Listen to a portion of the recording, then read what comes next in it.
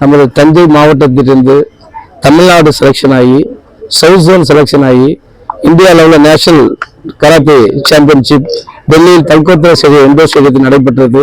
இதில் நம்ம தஞ்சாவூர் சார்ந்த 9 மாணவர்கள் கலந்து கொண்டு 5 கோல்டு 4 சில்வர் பெற்றுள்ளனர்.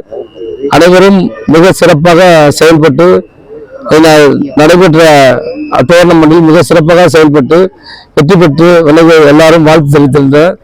நமது தமிழ்நாடு கராத்தே ஃபெடரேஷன் சார்பாகவும் சவுத் ஜோன் ஃபெடரேஷன் சார்பாகவும் நமது ஆல் இந்தியா கராத்தே ஃபெடரேஷன் சார்பாகவும் வெற்றி பெற்றவர்கள் வாழ்த்து தெரிவித்துக் கொள்கிறேன்.